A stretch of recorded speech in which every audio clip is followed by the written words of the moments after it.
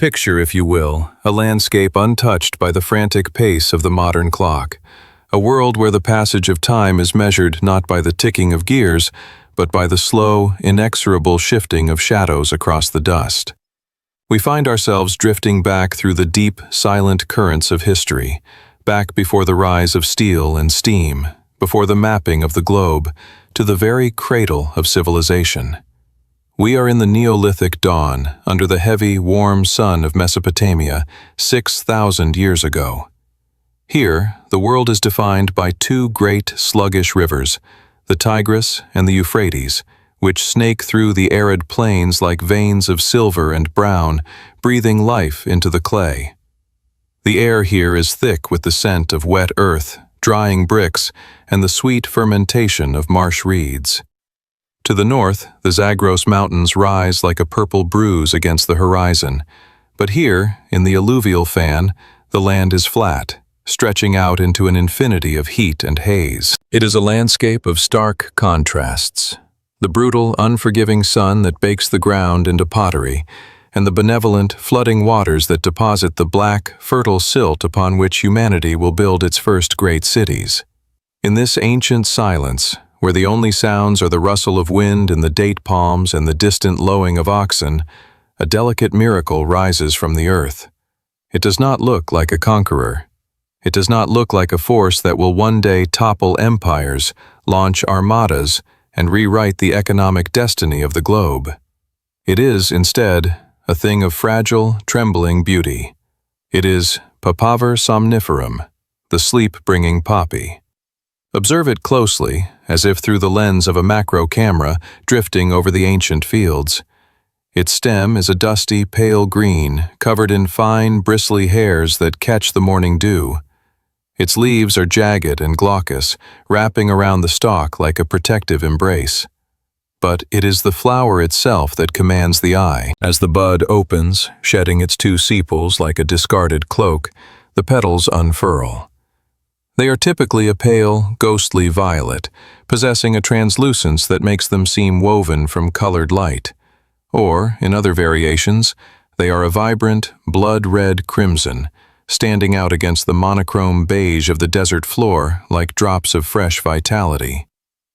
At the center of this chalice lies the ovary, crowned by a stigmatic disc that looks like a star, surrounded by a halo of stamens, heavy with pollen.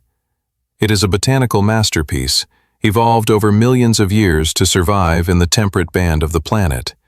But to the people of this land, the Sumerians, the black-headed people who are busy inventing the wheel, the plow, and the very concept of writing, this flower is more than a biological curiosity.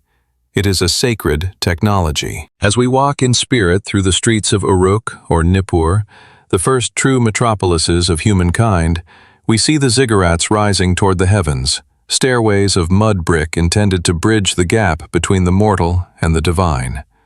The Sumerians lived in a world saturated with the supernatural. Every illness, every wind, every stroke of bad luck was the work of a demon or a displeased god. Pain was not merely a biological signal, it was a spiritual assault. A toothache was a worm gnawing at the soul. A broken bone was a curse. In such a world, where surgery was crude and life was a relentless cycle of hard labor under a merciless sun, relief was the greatest gift the gods could bestow. And so, they looked to the poppy. In the cool recesses of their temples, and in the shaded courtyards of the scribes, they etched their reverence into cooling cushions of clay. With a stylus made of reed, they pressed wedge-shaped marks, cuneiform, into the wet earth, documenting the world around them. Among the lists of grain inventories and kingly lineages, we find the ideogram for this plant. They called it hul-gil. Hul meaning joy or rejoicing, gil meaning plant, the joy plant. But let us pause to understand the weight of this word, joy. In the context of the Neolithic struggle for survival, joy was not the exuberant happiness of a celebration. It was something deeper, quieter, and far more desperate. Joy, to the ancient laborer with an aching back, or the mother laboring in childbirth, or the elder crippled by arthritis, was the absence of suffering. It was the cessation of the screaming nerves. It was peace.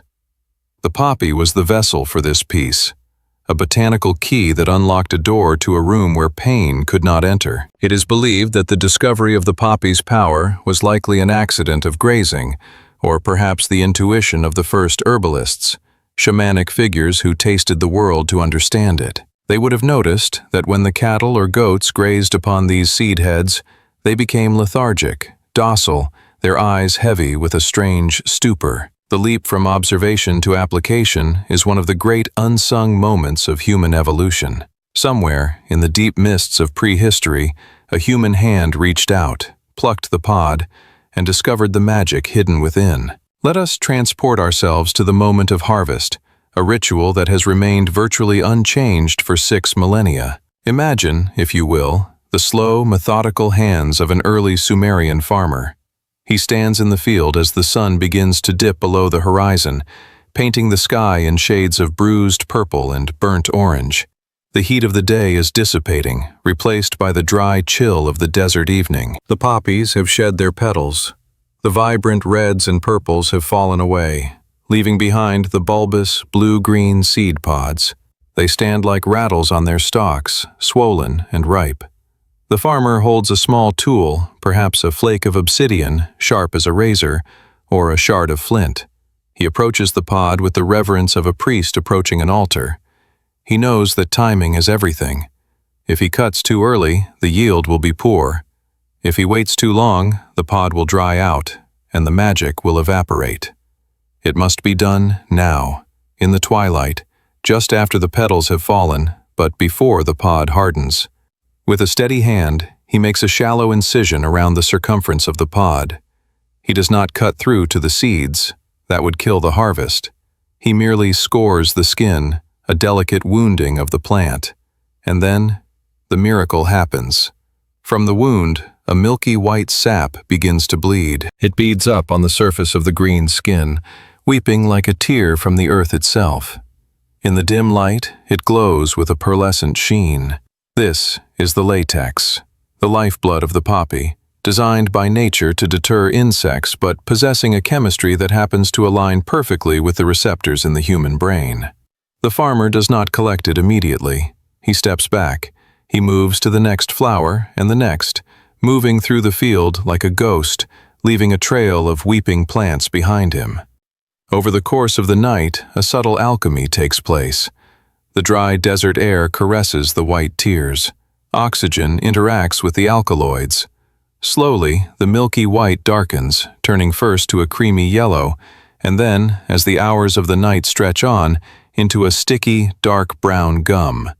It oxidizes, hardening into a resin that smells of raw earth and bitterness. When the farmer returns at dawn, before the heat of the sun can melt the resin, he scrapes this dark substance from the pods with a dull blade. He collects it in a clay jar or wraps it in a large leaf. This sticky, bitter mass is raw opium. It is the condensed essence of sleep, a concentrated capture of the poppy's soul. To the Sumerian mind, this substance was a paradox.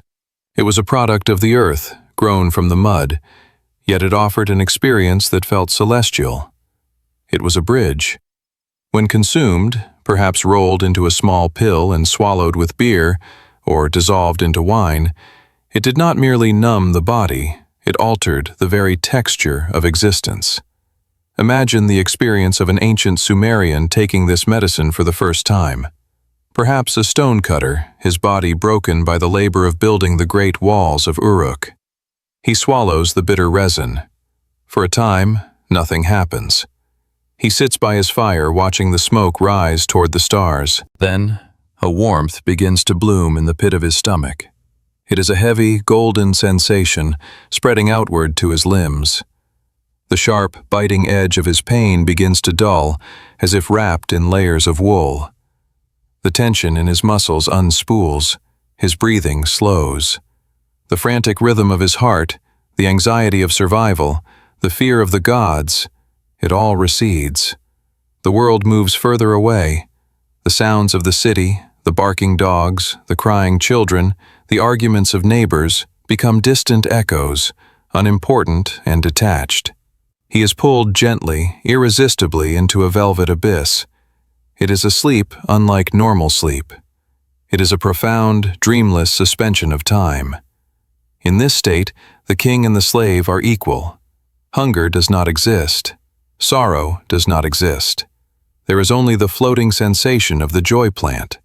This power was so profound that the poppy became inextricably linked with the divine. Nidaba, the Sumerian goddess of writing and grain, was often depicted with poppy heads rising from her shoulders, intertwining with the stalks of wheat.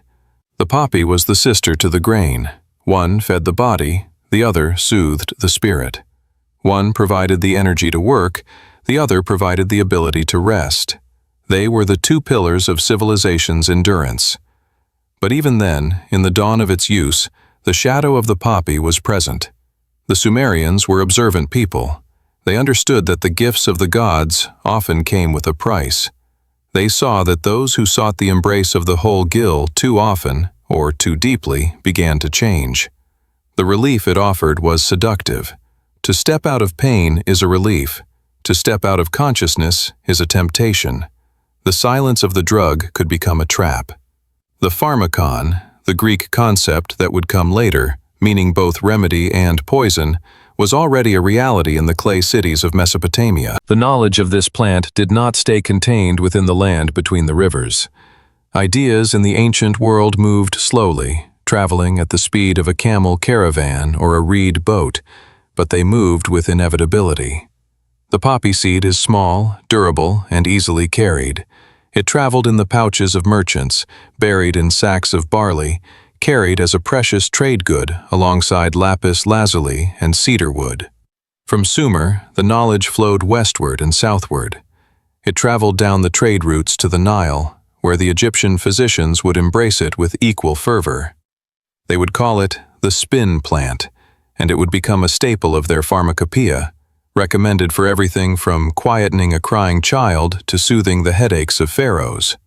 We see the poppy heads depicted in the art of the tombs, dangling from the hands of the departed, ensuring a peaceful transition to the field of reeds. It traveled to the island of Cyprus, where artisans in the Bronze Age would craft exquisite jugs in the shape of inverted poppy capsules, turning the very packaging of the drug into an art form, signaling the precious liquid held within.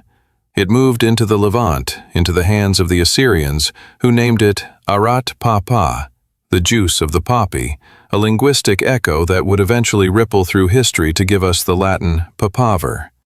But let us remain, for a moment longer, in the fading light of Sumer. The civilization that named the joy plant would eventually crumble. The mud brick walls of Uruk would melt back into the desert floor. The great libraries of clay tablets would be buried under shifting sands, lost to the eyes of men for thousands of years. The language of Sumer would become a ghost, spoken by no living tongue. Yet the flower remained. While empires rose and fell, while armies marched and retreated, while gods were born and forgotten, the poppy continued its cycle. Each year, under the same heavy sun, the green stalks would rise from the silt. The buds would bow their heads, the petals would unfurl in their fragile, violet glory, and the pods would wait for the hand of the harvester. It is a humbling thought to consider that the genetic code of the poppy has remained constant while the human world has undergone such violent transformation. The molecule within the sap, that complex arrangement of carbon, hydrogen, nitrogen, and oxygen that we now call morphine, was the same then as it is now. It is a key that fits a lock in the human brain that has not changed since the Neolithic era. We are still the same creatures of flesh and nerve, susceptible to pain, longing for relief, vulnerable to the seduction of oblivion. The Sumerians bequeathed us many things: the division of the hour into 60 minutes, the concept of the city-state, the wheel. But perhaps their most enduring and complicated legacy is this relationship with the fragile flower. They were the first to look at the poppy and see not just a weed, but a technology of the soul. They were the first to articulate the profound human desire to alter consciousness, to mediate the harshness of reality with the chemistry of nature. As night fully descends over the Mesopotamian plain, The stars wheel overhead in the same patterns they held 6,000 years ago. The fires of the villages burn low. The farmer, his hands stained dark with the resin of the harvest, lies down on his woven mat. He sleeps the deep, heavy sleep of the poppy, his dreams drifting in the smoke of the oil lamp. He does not know that he has uncorked a force that will travel down the centuries, a force that will heal the wounded in distant wars, that will ease the passing of kings and commoners alike, but that will also enslave millions and burn down palaces on the other side of the world. He knows only the silence. He knows only the peace. In this cradle of history, the dual nature of opium is born, a mercy and a monster, wrapped in the petals of a single fragile bloom. It is a story written in the chemistry of the earth, waiting to be read by the generations to come. And so, the seed is sown, not just in the soil of the Tigris, but in the bloodstream of history itself. The crimson tear of Sumer has been shed, and its echoes will ripple forward, through the rise of Babylon, the glory of Greece, and the might of Rome, carrying with it the promise of sleep and the threat of eternal darkness. Thus begins the biography of the flower that toppled empires, a story that starts not with a roar, but with a whisper, not with a sword, but with a scratch, not with a king, but with a tear. Time drifts forward, carried not on the wings of birds, but on the slow, grinding wheels of ox carts and the weathered sails of cedar ships. We leave the mud-brick ziggurats of the Sumerian plain behind, allowing the centuries to dissolve like morning mist over a river. The knowledge of the poppy does not die with the civilizations that first named it. Rather, it proves to be more durable than stone, more persistent than the dynasties of kings. It travels. It is carried in the leather pouches of Assyrian merchants, hidden in the clay jars of Phoenician traders, and whispered as a secret among the priests of the Mediterranean basin. We watch as the center of the world shifts westward. The joy plant crosses the mountains and the seas, finding new soil in the rocky islands of the Aegean and the sun-drenched coastlines of Italy. By the time history settles its heavy gaze upon the Italian peninsula, the world has changed. The scattered tribes have been forged into a monolith. The Roman Empire has risen, stretching its golden arm across the known world, from the rain-swept moors of Britannia to the burning sands of Egypt. It is an era of marble and iron, of aqueducts slicing through valleys and legions marching in rhythmic thunder. But beneath the polished veneer of this Pax Romana, beneath the grandeur of the Forum and the roar of the Colosseum, there lies a profound and silent need. Rome is a civilization built on the back of immense human exertion, a world of violence, disease, and relentless physical wear. In a time before sterile surgery, before antibiotics, before the understanding of nerves and neurons, pain was the constant companion of the human experience. It lived in the joints of the legionnaire marching to the Danube. It lived in the womb of the matron. It lived in the fevered brow of the senator. And so, the poppy became the silent partner of the empire. It ceased to be merely a sacred plant of the priesthood and became the essential companion of the elite and the solace of the weary. Let us walk now through the streets of Rome at the height of its power, in the 2nd century AD. The sun beats down on the travertine stones, reflecting a blinding white heat. The air is thick with the dust of construction, the smoke of sacrificial fires, and the press of 1,000,000 bodies. In this chaotic symphony of civilization, where the noise is deafening, there is a desperate hunger for quiet. We find our way to the Esquiline Hill, away from the stench of the Subura, to the villa of a wealthy patrician. Here, in the cool, shaded atrium, the air is perfumed with rosewater and saffron. But wealth is no barrier to the agonies of the flesh. We see the master of the house, a man whose word can command armies, lying on his couch, gripped by the throbbing torment of gout or the sharp stab of a kidney stone. His physicians hover around him, men of learning from Greece and Alexandria. They offer him the only mercy they possess, the meconion. This is the Greek name for the juice of the poppy, a word that has traveled across the Adriatic to become a staple of Roman medicine. It is no longer just a raw resin scraped from the pod. It has been refined, studied, and categorized. The Romans, with their characteristic obsession for order, have begun to classify the degrees of sleep. They understand that this substance is a dual-faced god, in small measures, a comforter, in large measures, a killer. The guide through this pharmacological landscape is none other than Claudius Galenus, known to history simply as Galen. Picture him, if you will, the prince of physicians, a man of intense intellect and formidable ego, sitting in the dim light of his study in Rome. The room is lined with shelves of scrolls and jars of dried herbs. The light from an oil lamp flickers, casting long, dancing shadows against the frescoed walls. Outside, the city sleeps, but Galen works, his quill scratching against parchment. Galen is a man who has seen the fragility of the human body up close. Before he attended to emperors, he was the physician to the gladiators in Pergamon. He has seen the body torn open, seen the raw exposure of nerves and bone. He knows that pain can kill as surely as a sword thrust, causing the spirit to flee the body in sheer shock. To Galen, opium is not a luxury. It is the most powerful weapon in his arsenal against the suffering that defines the mortal condition. He writes with a scholarly reverence of the milk of the poppy. In his great treatises, which will dictate the course of Western medicine for the next 1,000 years, he describes it as a panacea, a cure-all. He prescribes it for vertigo, for deafness, for epilepsy, for asthma, for colic, for venomous bites, and for the melancholy that sits heavy on the soul. He speaks of it as a cooling agent, one that tempers the excessive heat of the blood. But Galen's greatest contribution to the history of the poppy is his perfection of theriac. We must pause to understand the significance of theriac, for it is the vessel through which opium ruled the Roman world. Originally formulated by King Mithridates of Pontus as an antidote to all poisons, it was a mythical, complex concoction. But in the hands of Galen, it became something else. Imagine the scene of its creation. It is a ritual as much as a medical procedure.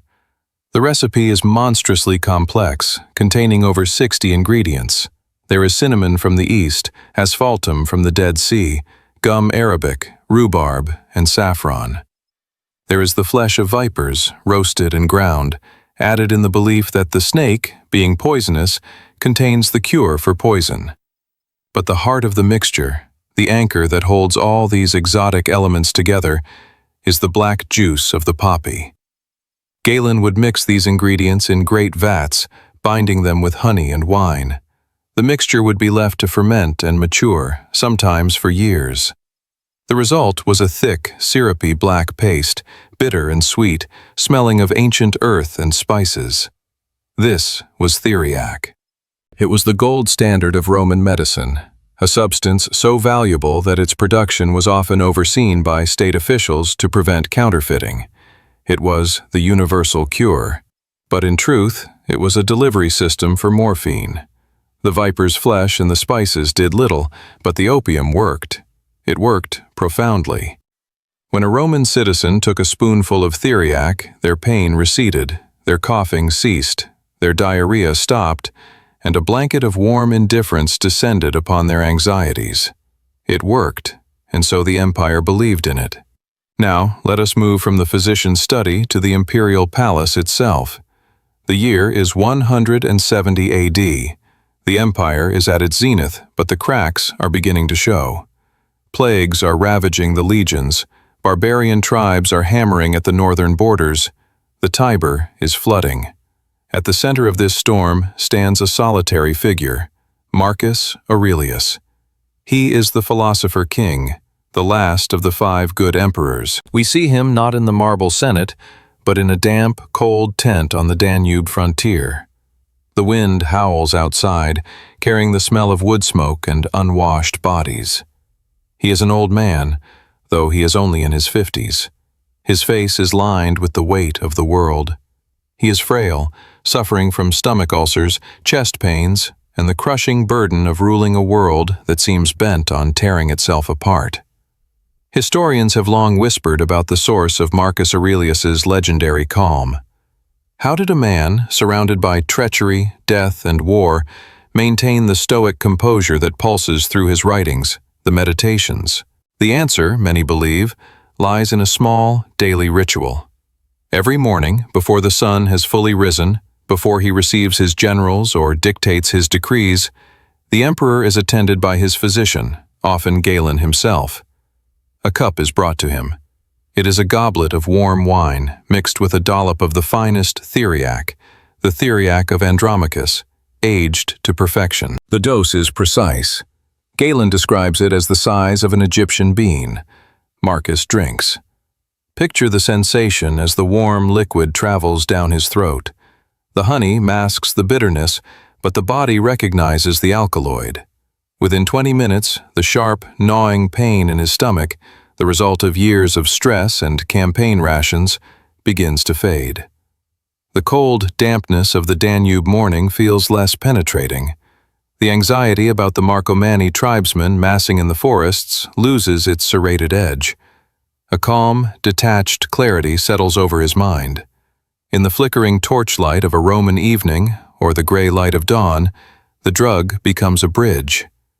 It is a bridge between the chaotic, painful waking world and the realm of shadows where a Stoic philosopher can find peace. When Marcus writes, "Pain is neither intolerable nor everlasting, if you bear in mind that it has its limits, and if you add nothing to it in imagination," one wonders how much of that wisdom is forged in the fire of his own will, and how much is supported by the velvet hand of the poppy.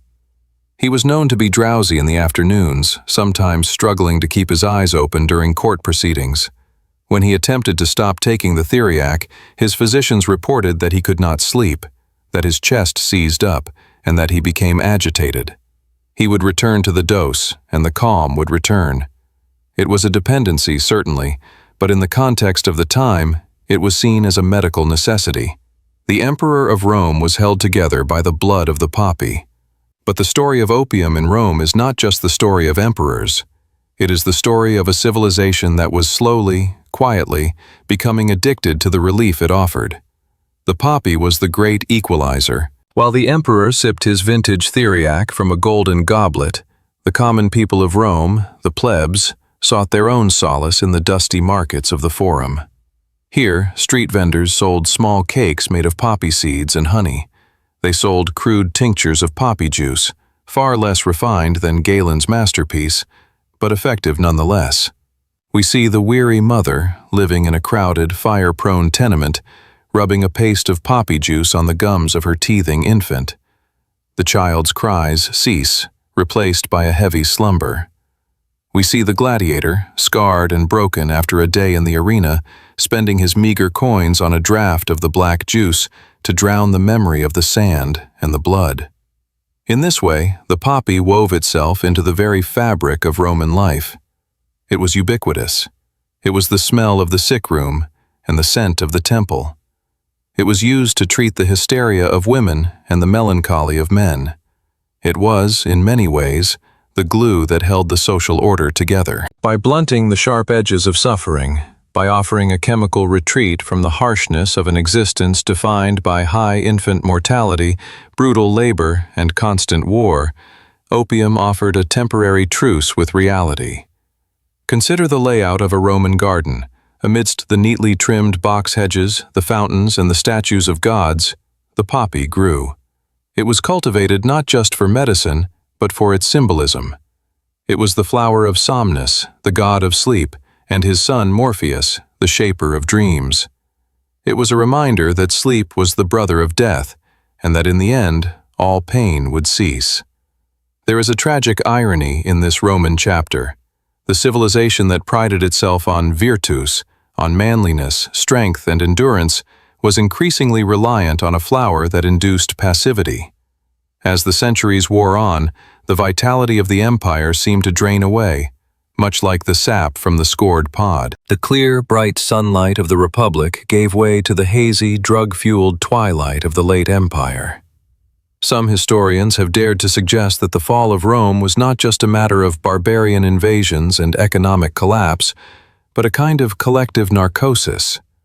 They paint a picture of a ruling class so insulated by theriac, so detached from the grim realities of the frontier that they sleepwalked into oblivion. While this may be a poetic exaggeration, there is a grain of truth in the image of the lethargic empire. As we move toward the end of the Roman era, the atmosphere shifts. The marble begins to crack. The aqueducts leak. The roads, once the arteries of the world, become overgrown with weeds. But the poppy remains. It does not need an emperor to cultivate it. It grows in the wild places, in the ruins of the villas, and in the monastery gardens that will soon become the only lights in a darkening world. The sleep of emperors was a golden cage. It allowed men like Marcus Aurelius to endure the unendurable, to govern with wisdom amidst chaos, but it also exacted a price. It blurred the line between the stoic acceptance of fate and the chemical indifference to it. It masked the symptoms of a dying empire, allowing the sickness to fester until it was too late. Galen eventually died, his scrolls copied and recopied, his recipe for theriac preserved like a holy text. Marcus Aurelius died in his tent on the frontier, perhaps with the taste of opium still on his lips, passing the throne to his unstable son, Commodus. The Golden Age ended. The long, slow slide into the Middle Ages began. But as the lights of Rome were extinguished one by one, the crimson flower continued to bloom in the darkness. It had successfully colonized the most powerful civilization on Earth. It had become medicine, magic, and currency. It had proven that even the masters of the world, the men who claimed to rule by divine right, were ultimately subjects to the sovereignty of the seed pod. We leave the Roman chapter in the twilight. The wind picks up again, blowing the dust through the broken arches of the Colosseum. The cheers of the crowd are gone. The legions are gone. But in the cracks of the cobblestones, a green stalk rises, crowned with a pod that holds the secrets of the night. The poppy waits. Its journey is far from over. It has conquered the body of the West. Soon, it will turn its gaze back to the East, where it will transform from a medicine of relief into a smoke of devastation. The silence of the ruins is heavy, but it is a familiar silence. It is the silence of the poppy, the hush that falls over a room when pain is banished, the quiet prelude to a sleep that may last for 1,000 years. The centuries roll by like ocean waves, vast, rhythmic, and relentless, smoothing the jagged edges of history into the sands of time. We drift away from the crumbling marble of the Roman Forum, leaving behind the sun-drenched Mediterranean, and enter the long gestation period of the Middle Ages. The knowledge of the poppy does not vanish, it merely sleeps, preserved in the ink of illuminated manuscripts and the whispered secrets of monastic herbal gardens. It travels east to the great courts of the Islamic Golden Age, where the legendary physician Avicenna, Ibn Sina, writes of it in his Canon of Medicine, calling it the most powerful of stupors. But as the wheel of history turns, bringing us into the strange, flickering light of the European Renaissance, the story of opium undergoes a transformation. It sheds its ancient earthen skin and prepares to be reborn in the crucible of science. We find ourselves now in the 16th century, a time of radical awakening. The air is thick with the dust of old dogmas crumbling and the ozone scent of new discoveries. The map of the world is being redrawn by explorers, the map of the heavens is being rewritten by astronomers, and the map of the human body is being reimagined by a new breed of thinker, the alchemist. Picture, if you will, the interior of a laboratory in Basel, Switzerland, around the year 1527. It is not the sterile, white-walled clinic of the modern era. It is a cavernous room of stone and timber, lit by the guttering flames of tallow candles and the orange glow of a furnace that never sleeps. The shadows here are long and dancing.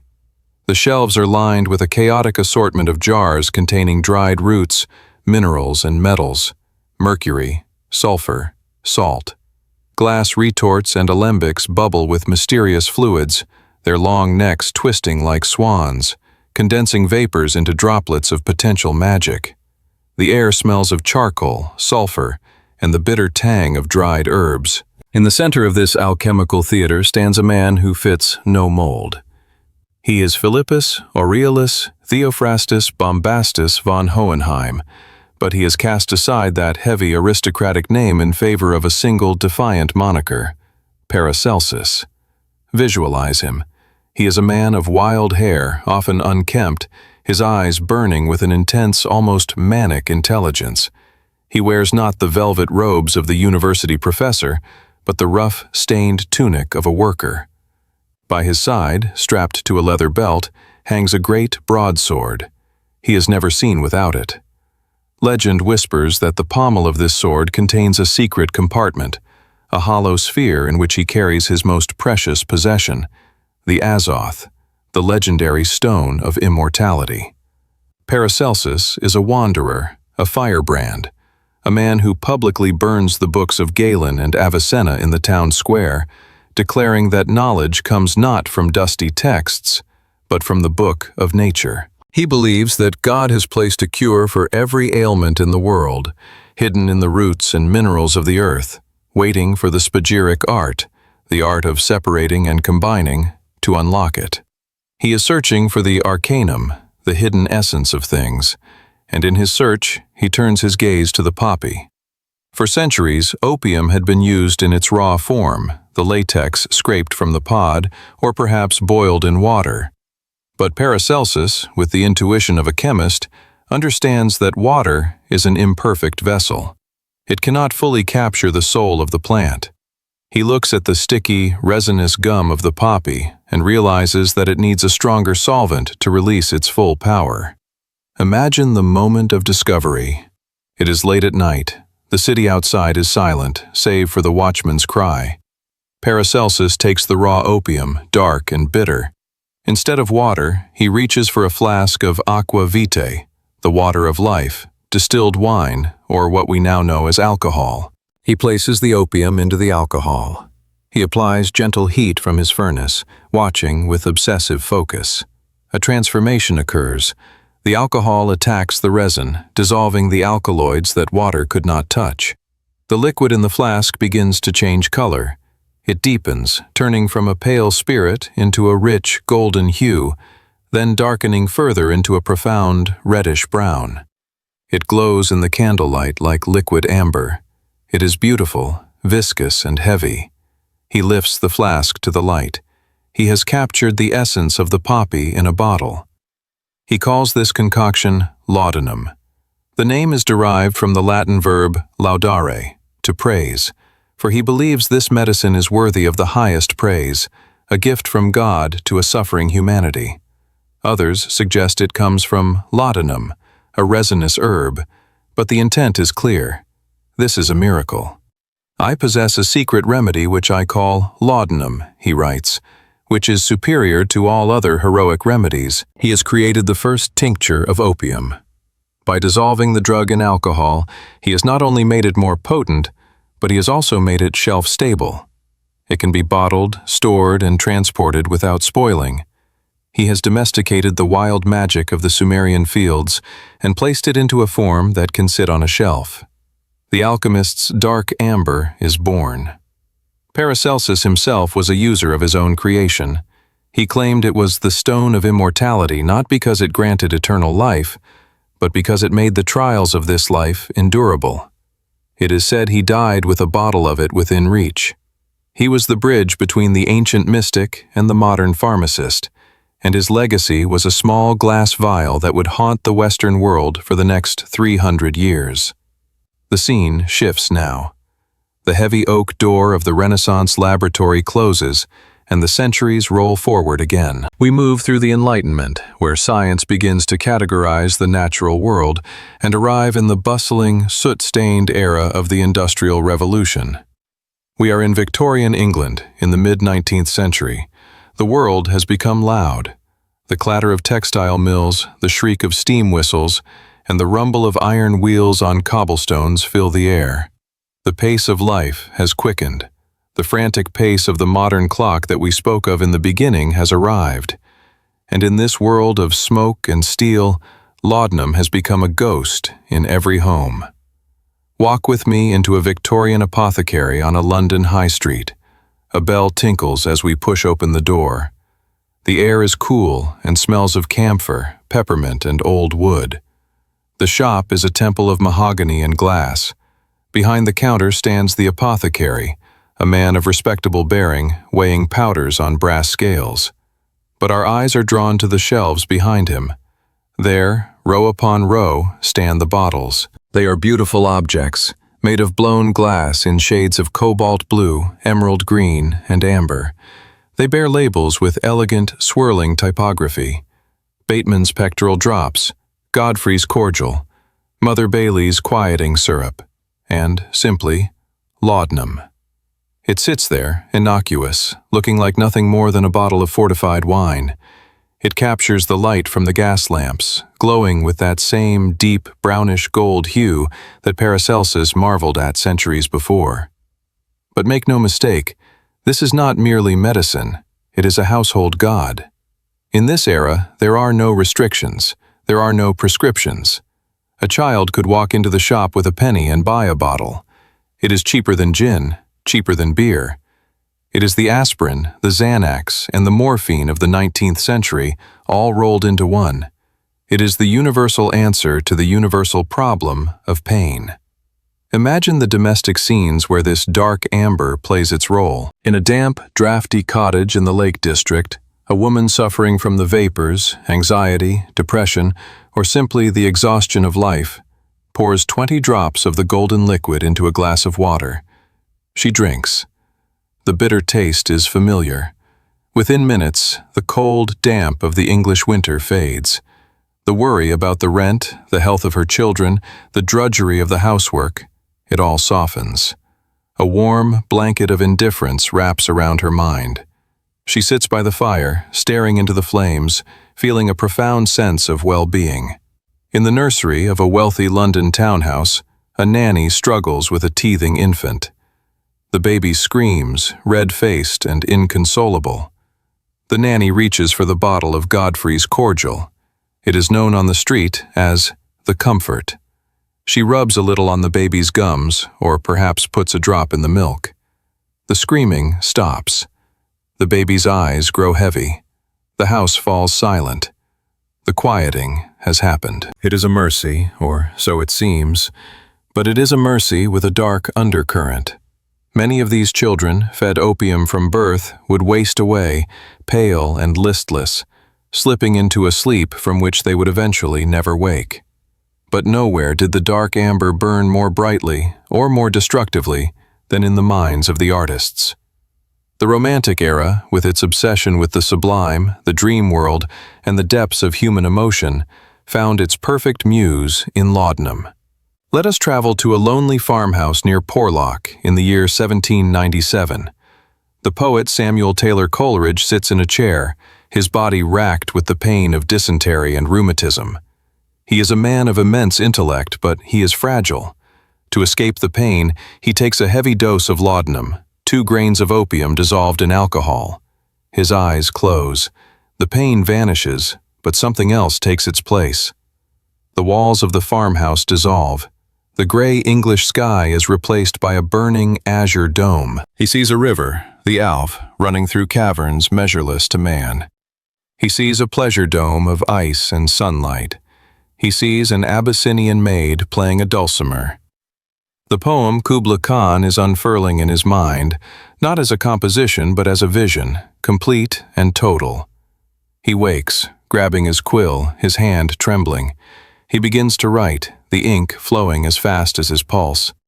In Xanadu did Kubla Khan. He is channeling the dream. But then, a knock at the door. A person from Porlock has arrived on business. The spell is broken. The vision evaporates like mist. Coleridge is left with a fragment, a shimmering ruin of a poem, and a lifelong slavery to the bottle that gave it to him. Or consider Thomas de Quincey, the man who would write the biography of the drug itself. In his Confessions of an English Opium Eater, he treats laudanum not as a medicine, but as a philosophical tool. He creates a new language to describe the inner space of the addict. Picture de Quincey in his study in London, a small, frail man with large eyes. He pours the laudanum into a wine glass. He calls it his divine luxury. He drinks, and then he goes to the opera, or wanders the labyrinthine streets of London at night. To him, the drug is a key that unlocks the palimpsest of the human brain. He remembers things long forgotten. He sees the architecture of cities in the clouds. He feels a sense of universal harmony.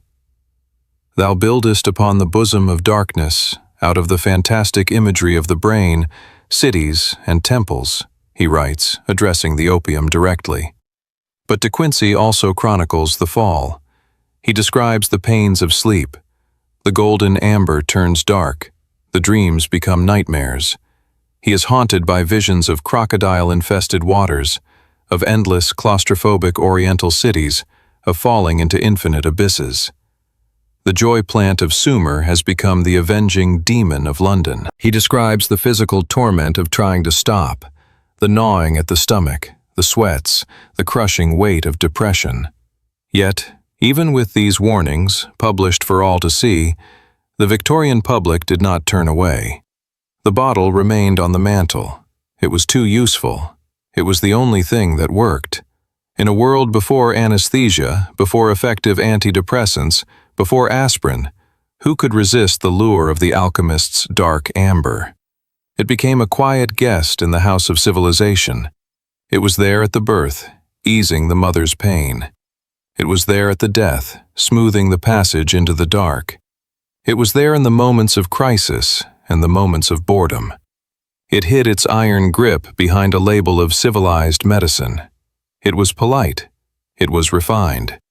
It was drunk from crystal glasses in the drawing rooms of the aristocracy and swigged from dirty bottles in the slums of Manchester. The duality that began in the poppy fields of Mesopotamia had now been distilled, concentrated, and mass-produced. The fragile flower had been transformed into a commodity. It was no longer a sacred communion with the gods, it was a product. And as the 19th century roared toward its conclusion, the demand for this product would grow so great that it would no longer be enough to grow it in garden plots or import it in small chests. The hunger for the dark amber would require a supply chain that spanned the globe. As the candle burns low in the Victorian apothecary, casting long shadows over the rows of glass bottles, we leave the West. We leave the poets dreaming in their studies and the nannies hushing the nurseries. We must turn our eyes eastward again, to where the poppy is being prepared for a different kind of consumption, not swallowed as a liquid, but inhaled as a smoke. The alchemist's vial is about to be traded for the smoker's pipe, and the quiet tragedy of the individual addict is about to become the thunderous tragedy of nations. But for now, the bottle sits on the heavy oak table. The amber liquid catches the last light of the day, glowing with a beautiful, terrible promise. Peace, sleep, oblivion. Just a few drops, just a spoonful. The alchemist's dream and the sleeper's curse. The narrative of the poppy now departs from the cool, stone-walled laboratories of Europe and the plush, velvet-draped drawing rooms of the Victorian elite. It is carried away on the salt spray of the ocean, moving eastward with the inexorable currents of the sea. We leave behind the gray skies of the North Atlantic and surrender to the humid, heavy embrace of the tropics.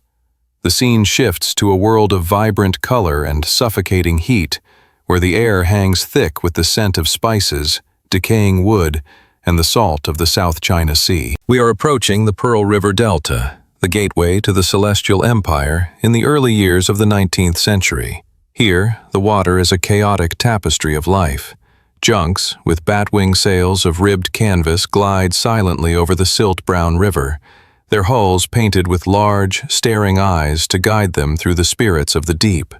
Small sampans, steered by women in wide-brimmed rattan hats, dart like water beetles between the looming hulks of Western merchant ships. The sky is a bruised purple, heavy with the threat of the monsoon, and the horizon is a jagged line of green hills that seem to tumble directly into the water. This is Canton, known today as Guangzhou, the only eye through which the dragon of China looks out at the world of the barbarians. But the cargo arriving in these waters is no longer just the silver of the Spanish Main or the ticking clocks of Europe. The holds of the British ships, flying the flag of the East India Company or the colors of private country traders, are heavy with a different kind of wealth. They carry chests of Patna and Benares, the black gold of Bengal. The narrative darkens here, for the poppy has ceased to be merely a medicine, a comforter of the sick, or a muse for the poet. It has been transformed into a weapon of trade, a commodity of immense power, designed to balance a ledger that had tipped too far in one direction. To understand this moment, we must cast our mind back to the fields of India. Picture the vast alluvial plains of the Ganges under the rule of the British East India Company. Here, the fragile flower of sumac is grown on an industrial scale. It is no longer the garden plot of the individual farmer. It is a state monopoly, a machine of agriculture. Thousands of acres bloom in white and purple. The harvest is collected not with the reverence of the Neolithic shaman, but with the efficiency of the factory floor. The raw opium is gathered, dried, and then processed in massive government factories in Patna. Visualize the interior of one of these factories. It is a scene that might have been painted by Dante. Long halls are filled with vapors and the smell of raw poppy juice. Men wade through vats of the black substance, stirring it until it reaches the consistency of heavy dough. It is then rolled into balls, the size of cannonballs, wrapped in a casing of poppy petals glued together with a paste of inferior opium, known as lua. These spheres are dried on earthenware racks, turned daily by young boys to prevent rot, until they are hard as wood. They are packed into mango wood chests, 40 balls to a chest, and stamped with the seal of the company. These chests are the ammunition of the trade. They are loaded onto the fastest ships the world has ever seen, the opium clippers. These are vessels built for speed, not capacity. They are sleek, narrow, and raked, designed to slice through the waves and outrun the monsoon winds. They carry names like the Red Rover, the Sylph, and the Water Witch.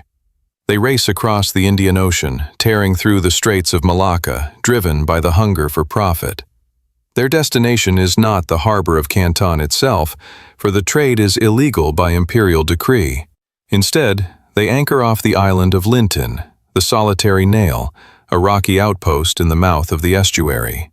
Here, a floating city of receiving ships, old hulks stripped of their masts and turned into fortified warehouses, waits to receive the cargo. The chests are offloaded under the cover of night or the brazen glare of day, transferred into the fast crabs and scrambling dragons, long, multi-oared rowing boats manned by Tonka boatmen who know every creek and inlet of the delta. These smugglers, armed with swords and muskets, run the gauntlet of the river patrols, often passing bribes of silver to the very officials sent to stop them. And so, the poppy enters China. But as it crosses the threshold of the Middle Kingdom, a profound transformation occurs in the way it is consumed.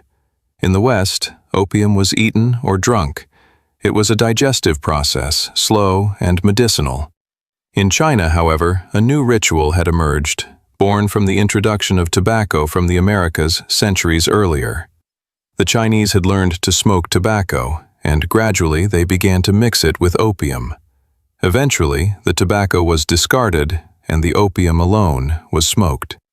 This shift from the stomach to the lungs changed everything. It was an alchemical turning point in the biography of the substance. When eaten, the drug must pass through the digestive system, filtered by the liver before reaching the brain. It is a slow, creeping tide. But when smoked, the drug is vaporized. It enters the lungs, passes through the thin membranes directly into the oxygenated blood, and is carried to the brain in seconds. It is no longer a tide. It is a lightning strike. The rush is immediate, intense, and deeply reinforcing. To accommodate this new method, the raw black balls from India had to be refined further. This was an art form in itself. The raw opium was boiled in copper pans, filtered through bamboo paper and egg whites to remove impurities, and reduced until it became a thick, treacly paste known as chandu. This substance was pure, potent, and expensive. It was not something one could simply swallow. It required paraphernalia. It required a pipe. The opium pipe is not like a tobacco pipe. It is a flute of dreams, a long cylinder of bamboo, ivory, or jade, often intricately carved and decorated with silver or tortoiseshell. At the lower end is a saddle, and on the saddle sits the bowl, a hollow ceramic damper with a tiny pinhole in the center. Imagine the interior of a high-class opium house in the suburbs of Canton. It is evening. The humidity of the day has broken, replaced by a stillness that feels heavy and expectant. You enter through a discreet doorway, pushing aside a heavy curtain of blue cotton. The noise of the street, the hawkers, the squealing pigs, the clatter of mahjong tiles fades instantly, swallowed by the hush of the room. The air inside is thick, not with smoke in the way a tavern is filled with tobacco smoke, but with a sweet, cloying vapor. It smells of caramelized sugar, roasted nuts, and old mahogany. It is a scent that, once smelled, is never forgotten. The light is dim, provided by the soft, golden glow of oil lamps. The room is divided into wooden berths or platforms, covered in rattan mats and porcelain pillows. Men lie on these platforms, always on their sides. Opium smoking is not a solitary act of standing or sitting. It is a horizontal ritual. It demands total surrender. We see a merchant, dressed in fine silk, reclining. Opposite him lies a cooler, a laborer whose muscles are knotted from carrying burdens on the docks.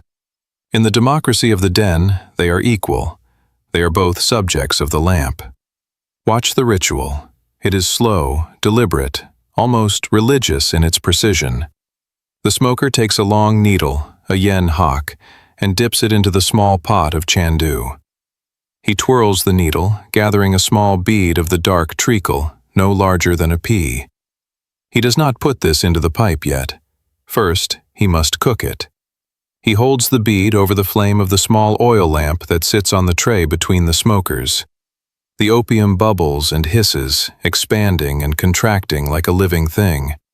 He twirls it constantly, shaping it against the bowl of the pipe, rolling it on the flat surface of the damper. This is called rolling the pill. It requires patience and skill. If he burns it, it is ruined.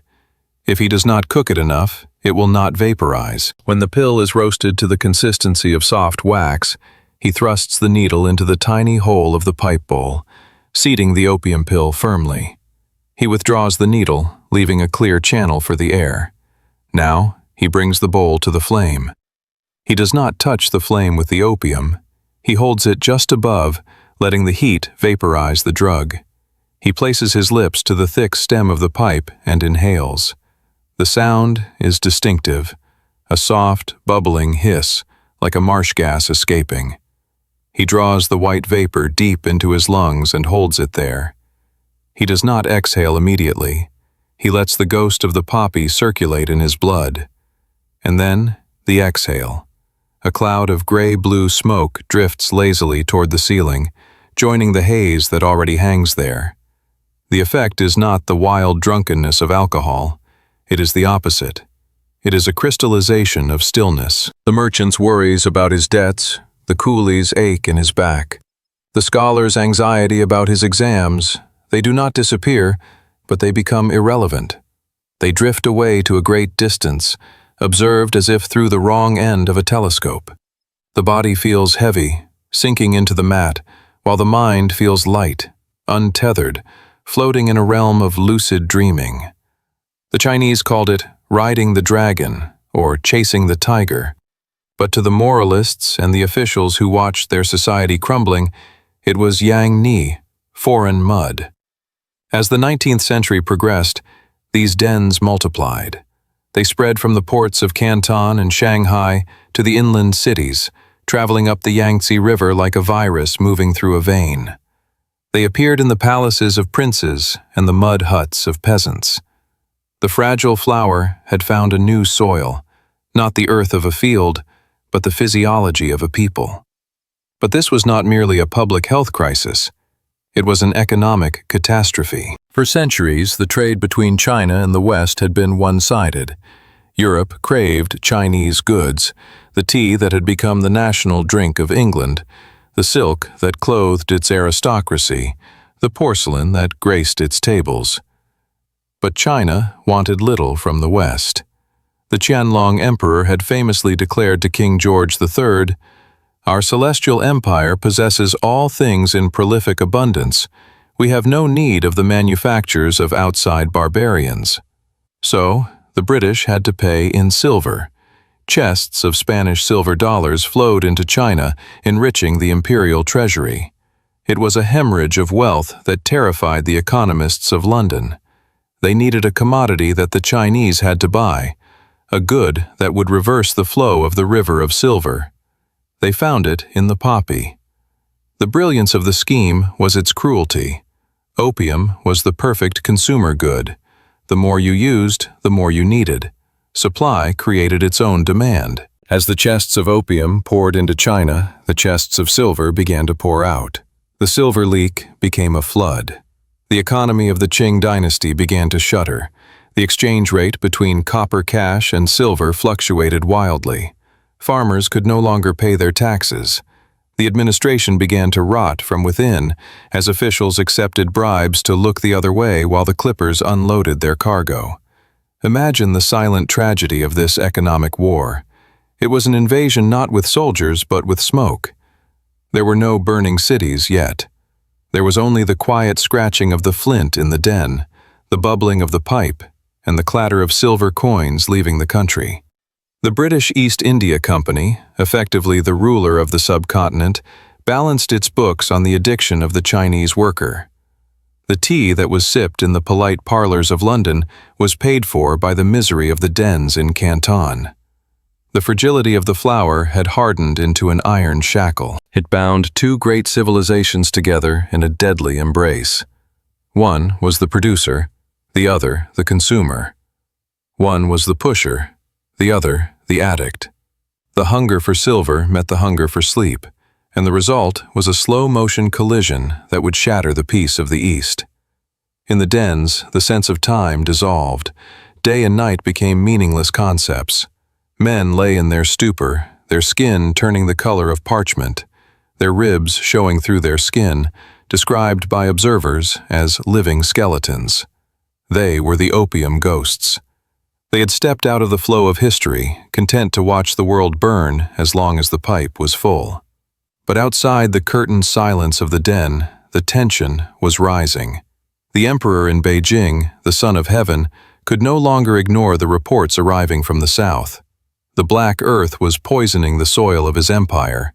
He saw the demoralization of his army, the corruption of his mandarins, and the draining of his treasury. He faced an impossible choice: legalize and tax the trade to save the economy, or eradicate it to save the soul of the nation.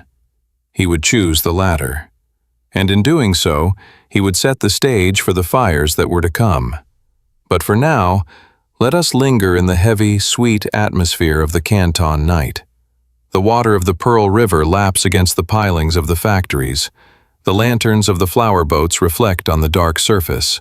High above, the moon watches, indifferent, as it has watched since the days of Sumer.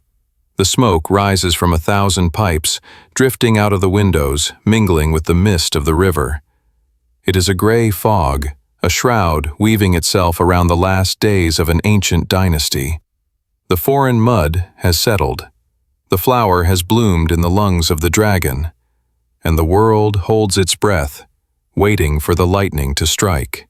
The silence of the opium den is shattered not by a whisper, but by the roar of a cannon. The tension that has been coiling like a serpent around the Pearl River Delta finally snaps. We have arrived at the inevitable crescendo of this tragic symphony, the Opium Wars. It is a clash of empires, a collision between the industrial might of the West and the ancient dignity of the East, all fueled by the resin of a fragile crimson flower. The year is 1839. The location is the humid, restless coast of Guangdong. The Daoguang Emperor, watching the slow poisoning of his people and the rapid draining of his treasury, has made his decision. He sends his most incorruptible official, a man of iron will and poetic soul named Lin Zexu, to Canton. His orders are simple and terrifying. Cut off the flow of the foreign mud at its source.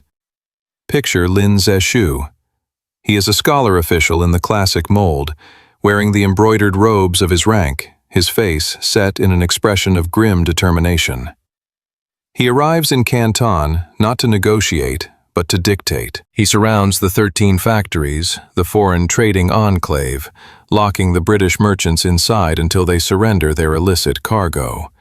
It is a siege of commerce. After 6 weeks of standoff, the British Superintendent of Trade, Captain Charles Elliot, capitulates. He orders the merchants to hand over their stock. We now witness one of the most singular scenes in the history of contraband. We stand on the beaches of Humen, the Tiger's Gate, where the Pearl River widens into the sea. It is June. The heat is sweltering. Workers have dug 3 massive trenches, lined with timber and stone. Into these trenches, they dump the contents of 20,000 chests of opium, over 2.5 million pounds of the drug. It is a black, sticky mountain of wealth and misery. Lin Zexu does not simply burn it. Burning would release a cloud of intoxicating smoke that would drug the countryside. Instead, he uses chemistry. He orders the trenches flooded with seawater. Then, laborers add quicklime. The chemical reaction boils the water, cooking the opium, dissolving the resin into a frothy, useless sludge. Finally, at low tide, the sluice gates are opened, and the mixture is washed out into the ocean. Stand beside Commissioner Lin as he watches this dark tide flow away. He is a man of deep spiritual sensitivity. He composes a poem, a prayer of apology to the sea spirit for polluting its pristine waters with this poisonous filth. It is a moment of supreme moral clarity. He believes he has saved his nation. He believes he has cut out the cancer. He believes the British, shamed by this display of resolve, will simply go away. He is wrong. He has not just destroyed a drug, he has destroyed the property of the British Crown. In London, the moral arguments against the trade are drowned out by the clamor for free trade and national honor. The lobby of the merchants is powerful. Parliament votes. The fleet is summoned. The ensuing violence is a scar on the face of history. It is an asymmetric war, a conflict between 2 different eras of warfare. The British arrive with the Nemesis, an iron-hulled, steam-powered warship that defies the wind and the tide. It is a monster of the new industrial age. Watch as it ascends the Pearl River. The Chinese war junks, beautiful vessels of wood and bamboo, painted with dragons and eyes to ward off evil, sail out to meet it. They are courageous, but they are obsolete. The Nemesis fires its Congreve rockets and heavy cannon. The wooden junks splinter and burn. The British ships move up the coast, capturing city after city, Ningbo, Xiamen, Shanghai, imposing their will with the terrifying precision of modern artillery. But the apex of this destruction, the wound that will fester in the Chinese psyche for centuries, lies not on the coast, but in the heart of the capital itself. We move forward in time to the Second Opium War, to the year 1860. The conflict has reached Beijing. To the northwest of the Forbidden City lay the Yuanming Yuan, the Garden of Perfect Brightness. This was not merely a palace, it was a dream of paradise constructed over a century and a half. It covered hundreds of acres, a landscape of artificial lakes, hills, and islands. It contained replicas of the most beautiful scenery in China, along with palaces designed in the European Baroque style by Jesuit missionaries. It was filled with the accumulated treasures of the Qing dynasty, ancient porcelain, jade carvings, gold, silk, and vast libraries of literature. It was the private sanctuary of the emperors, a place where the Son of Heaven could be at peace. Now, imagine the arrival of the Anglo-French Expeditionary Force. Enraged by the torture and death of a diplomatic party, the British High Commissioner, Lord Elgin, orders a punishment that will be remembered forever. He orders the destruction of the garden. It takes 3,500 soldiers 3 days to burn it. Close your eyes and picture the flames. They start in the hall of audience and spread to the pavilion of calm seas. The cedar beams catch fire with a crackling roar. The silk tapestries, woven by generations of artisans, turn to ash in seconds. The porcelain vases, fragile and perfect, shatter in the heat. The smoke rises in a black column that blots out the sun over Beijing, a funeral pyre for beauty itself. The soldiers loot before they burn. They fill their pockets with jewels and clockwork automatons. They smash what they cannot carry. A Pekingese dog, found wandering in the ruins, is taken to England and presented to Queen Victoria. It is named Ludi. The burning of the Summer Palace is a scene of almost operatic tragedy. It is the destruction of art by the forces of commerce.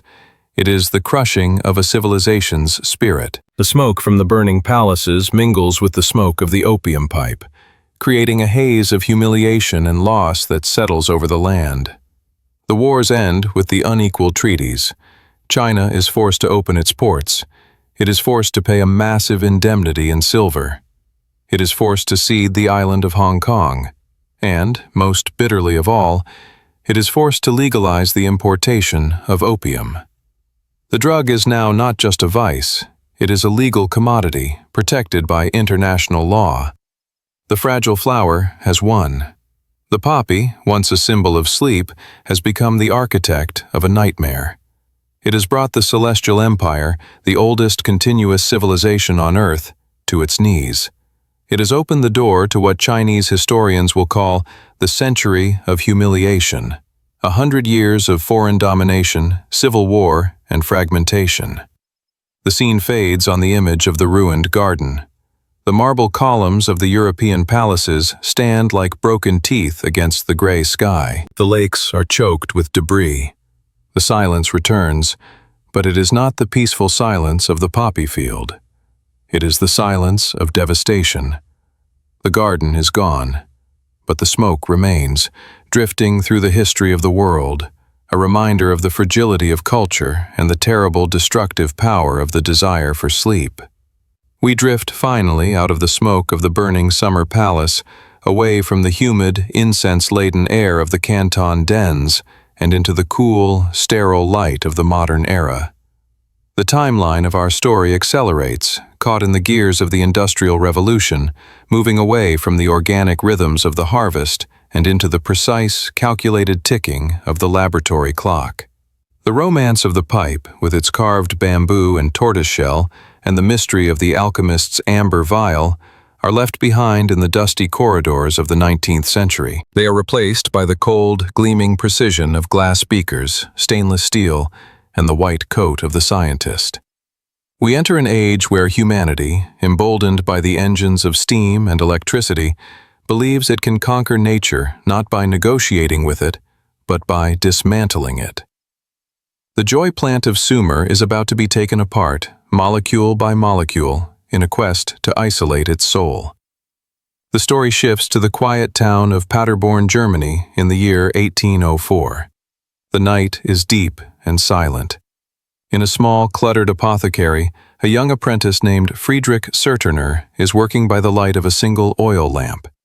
He is only 20 years old, possessed by a curiosity that borders on obsession. He looks at the raw opium, the sticky brown gum that has been used for millennia, and he asks a question that the ancients never asked. What is the essence of this sleep? Where exactly does the god hide? He believes that the plant is merely a vessel, a husk containing an active principle. For months, he dissolves, filters, and precipitates. He uses ammonia to strip away the plant matter, the resins, the fats, the dirt of the earth. He washes the solution with alcohol, and then, one night, he sees it. At the bottom of his beaker, forming out of the cloudy liquid, are crystals. They are colorless, prismatic, and terrifyingly pure. They catch the lamplight like crushed diamonds or shards of ice. This is no longer the milk of the poppy. This is the chemical ghost of the flower, stripped of its body. Serturner, in a moment of poetic intuition, names this substance after the Greek god of dreams, Morpheus. He calls it morphium, which we know today as morphine. He has done something profound. He has liberated the active agent from the plant. He has distilled the crimson tear of Sumer into a white powder that is 10 times more potent than raw opium. It is a triumph of chemistry, but it is also the opening of Pandora's box. The natural safeguards of the plant, the nausea-inducing gums, the sheer volume required to overdose, are gone. What remains is a concentrated button that presses directly on the pleasure and pain centers of the brain. But the isolation of morphine was only the first step in the modernization of the poppy. The second step required a delivery system. For thousands of years, the drug had entered the body through the stomach or the lungs, slow, organic pathways. But in the mid-19th century, in the shadow of the Edinburgh medical schools, a new invention appeared: the hypodermic syringe. Imagine the first time this device is used. It is a terrifying and beautiful instrument, a glass barrel encased in silver, ending in a hollow needle, a silver fang sharpened to a microscopic point. It bypasses the natural barriers of the skin. It ignores the digestion. It delivers the purified soul of the poppy directly into the bloodstream. The marriage of Sir Turner's crystals and the silver needle created a new kind of medicine and a new kind of dependency. It was hailed as a miracle. Physicians believed that by injecting the drug, they bypassed the appetite for it, foolishly thinking that addiction was a matter of taste rather than chemistry. They called it a hunger cure. This technological evolution found its grim testing ground in the American Civil War. We see the tents of the field hospitals, the canvas stained with the mud of Virginia or Pennsylvania. The screams of the wounded, shattered by the new Minié balls, are silenced not by a cup of wine, but by the prick of the needle. The soldier's joy, they called it. It was a mercy, undeniable and profound, saving thousands from dying of shock. But when the war ended and the armies disbanded, the soldiers carried the ghost home with them. It lived in their blood, a soldier's disease that haunted the reconstruction of the nation. But science, in its hubris, believed it could solve the problem it had created. It believed it could engineer a safe opium. We move forward to the turn of the 20th century, to the brick laboratories of the Bayer Pharmaceutical Company in Germany. The year is 1898. The air smells of coal smoke and chemical solvents. Chemists, believing they can improve upon nature, take the morphine molecule and boil it with acetic anhydride. They add 2 small chemical groups to the structure, tweaking the architecture of the ghost. The result is a new powder. It is more lipid-soluble than morphine, meaning it crosses the blood-brain barrier with terrifying speed. It strikes the brain not like a wave, but like a hammer. The chemists at Bayer are impressed. They test it on workers. They test it on themselves. They report a feeling of immense power, of heroic capability.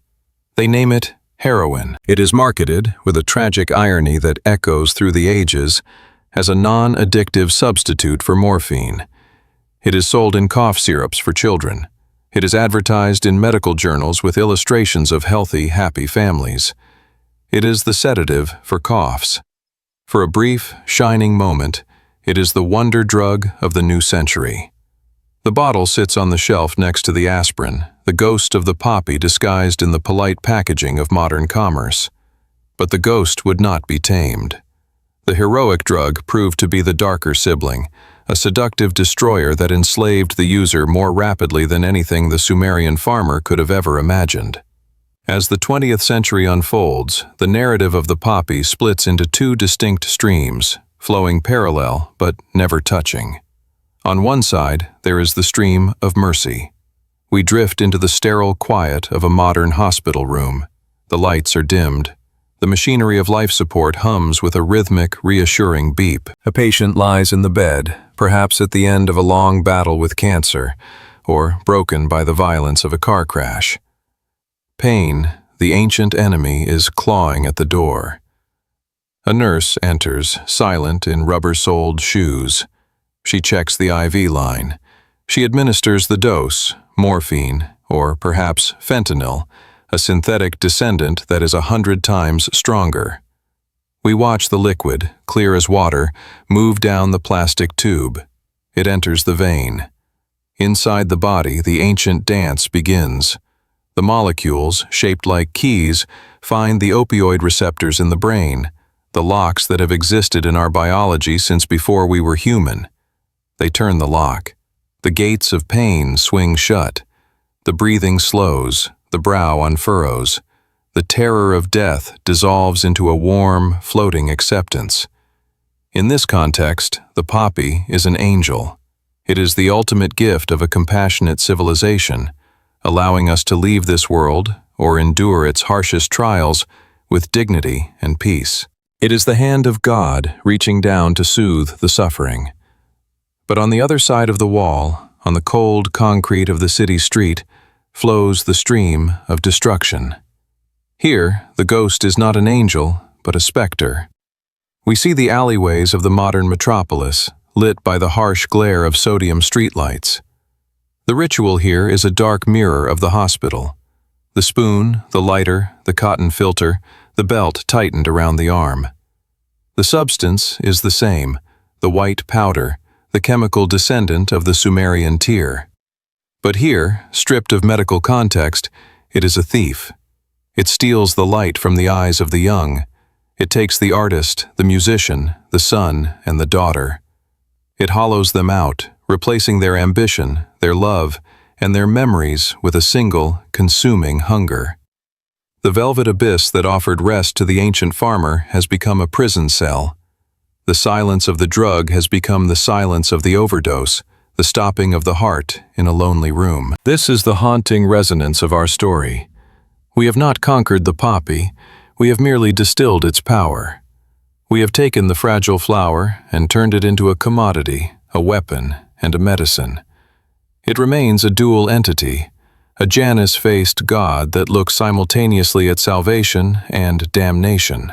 As our journey draws to a close, let us pull back from the microscope, back from the hospital room and the street corner. Let us ascend, drifting upwards through the layers of history. We see the smoke of the opium dens fading into the mists of the past.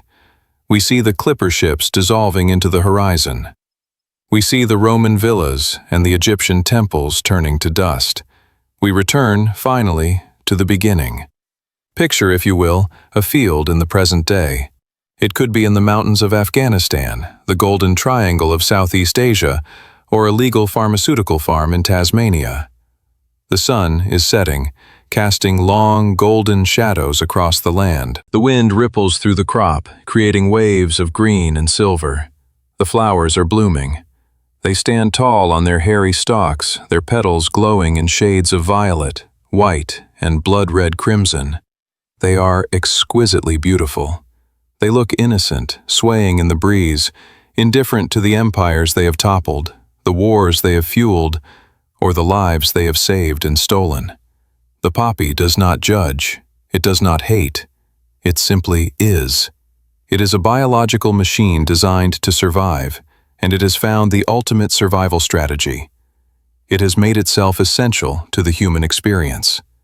It has woven its roots into our pain and our desire for peace. The seed pod swells. The farmer approaches. The cycle continues. It is the same molecule. It is the same ancient sap that wept from the pod in Mesopotamia 6,000 years ago. The joy plant, the foreign mud, the milk of paradise, the white ghost. As we close our eyes, letting the darkness of sleep overtake us, the poppy stands guard in the fields of history. It whispers to the deepest part of our brain, a lullaby that has been sung since the dawn of time. It promises that there is a place where pain does not exist, where the noise of the world is dialed down to zero, and where the heavy burden of consciousness can be laid down, if only for a while. It holds us forever in its velvet, heavy embrace. A beautiful, fragile flower. A mercy. A monster. A sleep.